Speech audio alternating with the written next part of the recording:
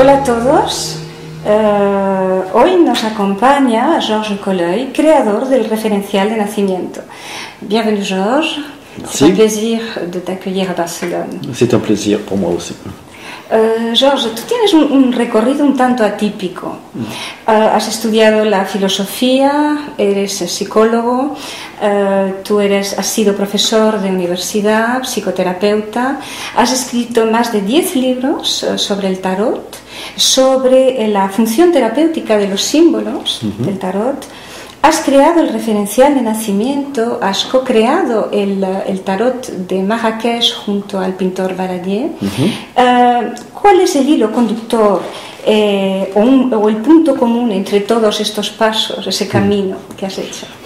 Oui, c'est sûr qu'apparemment, on a ici des chemins très, très divers, très variés, mais finalement, il y a un fil conducteur, c'est la recherche de sens. Que ce soit la philosophie, la métaphysique, l'art, le tarot, c'est cette recherche de sens qui m'anime et me passionne depuis de nombreuses années. Et au cours de mon parcours et de ma recherche, j'ai développé un petit peu une hypothèse selon laquelle toute souffrance est de la créativité bloquée.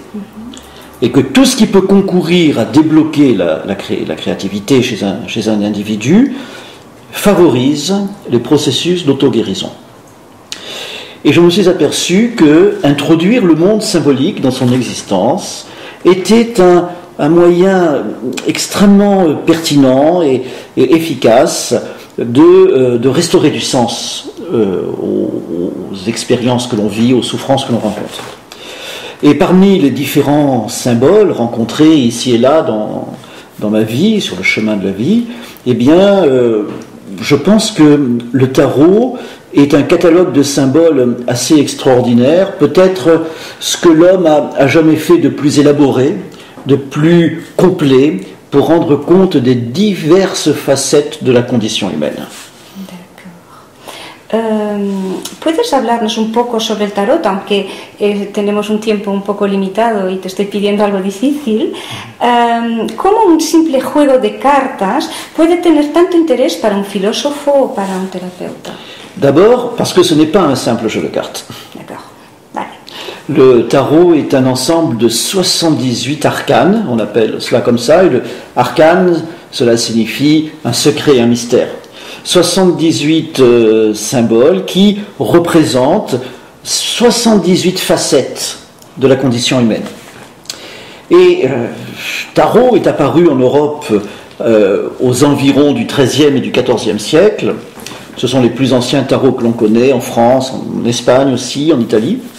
Et ces différentes images, ces 78 symboles, auraient été probablement un outil utilisé par les alchimistes tout au long du Moyen-Âge et de la Renaissance pour leur servir de guide, de mode d'emploi dans la transmutation du plomb en or, puisque c'est ce que l'on connaît de l'alchimie. Seulement, attention, l'alchimie ce n'est pas une fantaisie ésotérique, l'alchimie c'est vraiment un chemin d'évolution personnelle. Car il est dit dans la sagesse alchimique que si tu veux transformer le plomb en or, il faut que tu sois toi-même de l'or. C'est-à-dire que tu te sois toi-même transmuté. Et donc, on voit bien entendu qu'il s'agit d'une métaphore et que parvenir à devenir soi-même de l'or, c'est passer de l'état de non-conscience à l'état de supraconscience. Donc l'alchimie, il faut la regarder un petit peu sous cet angle-là, un angle plutôt moral, plutôt philosophique, qu'une simple métallurgie qui consisterait à transmuter les métaux. Même si c'est aussi cela, mais ce n'est pas que cela. Et donc, il y a eu tout au long de l'histoire de l'homme de véritables engouements, de véritables passions pour le tarot, pour tous ceux qui, en tout cas, sont en croissance, en recherche de sagesse, en recherche de bonheur et de vérité, et surtout en recherche de sens. Les grands courants initiatiques de la planète, par exemple, ont aimé le tarot, l'ont utilisé, et en plus y ont laissé leur empreinte, que ce soit la franc-maçonnerie, la Rose-Croix, la Kabbale, les sciences pythagoriciennes, la science des nombres, mais aussi les sagesses soufis. Enfin, ça a été vraiment une grande passion pour le tarot, dans toutes ces écoles qui cherchent, elles aussi, donc, comme on le disait, à trouver du sens. Mais également chez de nombreux créateurs, de nombreux artistes. Vous n'imaginez pas le nombre de poètes, de peintres, d'artistes, d'écrivains qui ont connu le tarot et qui ont découvert à l'intérieur de ce tarot la source vive d'une inspiration créatrice très féconde. Même Shakespeare connaissait le tarot, Jules Verne, énormément d'auteurs, et le plus célèbre d'entre eux, Gérard de Nerval, qui, avant d'écrire un texte, faisait un tirage avec le tarot. Mais aussi les surréalistes.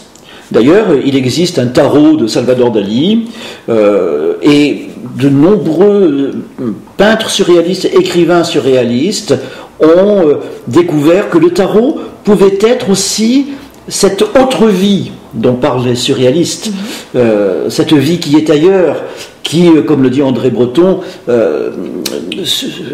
effleure à la surface, mais pour laisser apparaître tout un monde inconscient, tout un monde inconnu, tout un monde enfoui. Donc vous voyez, le tarot, ce n'est pas un jeu de cartes. C'est un livre de sagesse qui conduit l'homme vers la recherche de sens et vers une profonde créativité. Hablas con frecuencia de los símbolos y de los arquetipos. ¿Puedes decirnos cuál es la diferencia entre ambos? Alors, pour bien comprendre cette différence entre symbole et archétype, il faut se rappeler d'ailleurs que il faut se rappeler l'origine du mot symbole. Le mot symbole, au départ, c'est un objet qui a été coupé en deux et dont deux personnes conservent chacun une partie. Et donc, le travail du symbole, c'est de réunir des morceaux dispersés. Dans le mot symbole, il y a l'idée de réunification. Réunification avec une part perdue, une part invisible. Le meilleur exemple que l'on peut donner, c'est la réunification avec sa part spirituelle, avec sa part divine, dont nous avons conservé peut-être un petit morceau, une petite étincelle, mais grâce au symbole religieux, eh bien, on va faire ce travail de restauration de cette unité.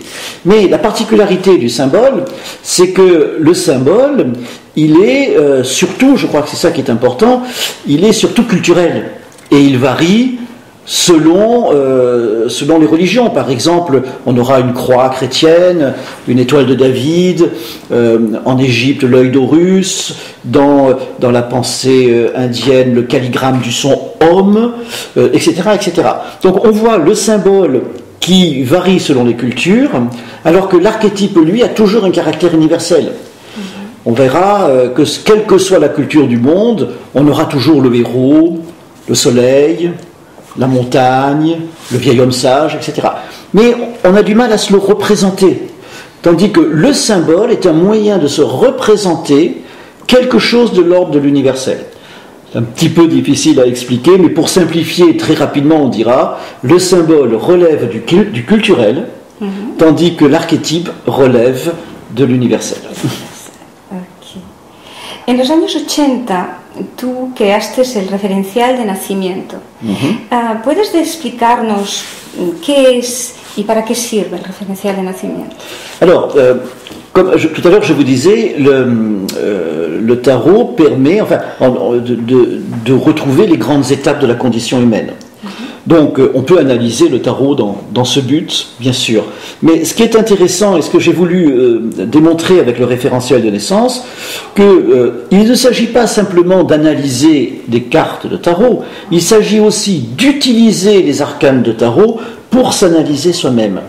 Et là, de bien comprendre qu'un arcane qui a un sens universel aura un sens différent pour une expérience singulière, une expérience personnelle. Donc j'ai imaginé dans les années 1980 un thème, une charte on pourrait dire, qui est composée de 14 maisons, chacune exprimant une partie de la condition humaine. Par exemple, on va trouver la maison de nos ressources, la maison des défis de notre existence, celle qui symbolise les passages obligés, celle qui symbolise les programmes familiaux ancestraux, celle qui peut symboliser éventuellement nos expériences, nos échecs, etc. Donc 14 maisons que l'on obtient à partir d'un calcul sur la date de naissance. Sachant que le nombre 14 n'est pas venu comme ça par hasard, le nombre 14 vient de la métaphysique égyptienne, notamment du mythe de Osiris et Isis. On connaît cette histoire où le dieu Osiris a été démembré, tué, démembré et divisé en 14 morceaux qui ont été dispersés dans un marais, enfin auprès du Nil. Et son épouse Isis a toujours eu cette idée, ce désir de pouvoir réunir les 14 morceaux de son frère et de son époux éparpillés. Et je me suis dit, tiens, c'est intéressant ce chemin de la femme divine, Isis, un peu la déesse mère, enfin, de réunifier les morceaux divisés de son mari. Comme si la fonction de la femme était d'aider l'homme à se réunifier lorsqu'il se disperse dans tous les sens. Et donc, je suis parti de cette idée du nombre 14, et à partir de là, eh bien, j'ai créé les 14 maisons du référentiel de naissance comme moyen de connaissance de soi, et puis, pour ceux qui en ont la pratique, un véritable outil thérapeutique. Gracias, George. Es realmente apasionante lo que estás diciendo. Desde luego es un tema que es muy amplio y estamos un poco limitados por el tiempo. Simplemente agradecerte que hayas venido y deciros que si queréis más información sobre el referencial de nacimiento podéis visitar la web de Georges Colonne y daros las gracias por vuestra atención. Voilà, je te remercie beaucoup. Les arcanes du tarot de Marrakech.